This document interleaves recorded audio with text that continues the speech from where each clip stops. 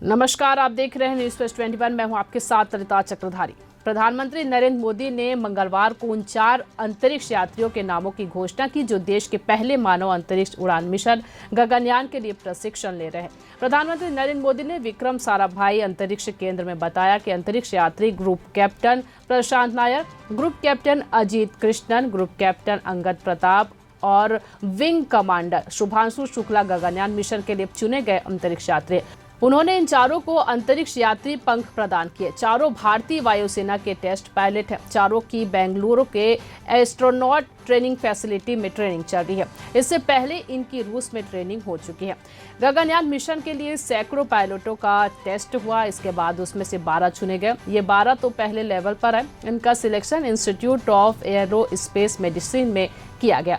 इसके बाद कई राउंड में सिलेक्शन प्रोसेस पूरा किया गया, तब जाकर इसरो और वायुसेना ने 4 टेस्ट पायलट के नाम फाइनल किए। इसरो ने इन चारों को 2020 के शुरुआत में रूस भेजा गया ताकि वो बेसिक एस्ट्रोनॉट ट्रेनिंग ले सके। कोविड-19 की वजह से इनकी ट्रेनिंग में देरी हुई, वो 2021 में पूरी हुई। इसके बाद से ये चारों लगातार ट्रेनिंग कर रहे हैं।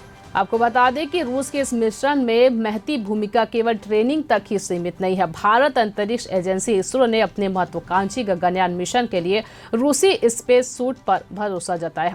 सोवियत रूसी स्पेस सूट निसंदेह दुनिया में सबसे विश्वसनीय माने जाते हैं और इसकी पुष्टि आंकड़ों से भी होती है।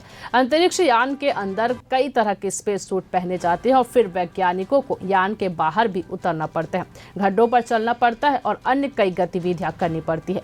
और यहाँ पर विशेष रूप से intra vehicle activity slide suit के बारे में बात हो रही है।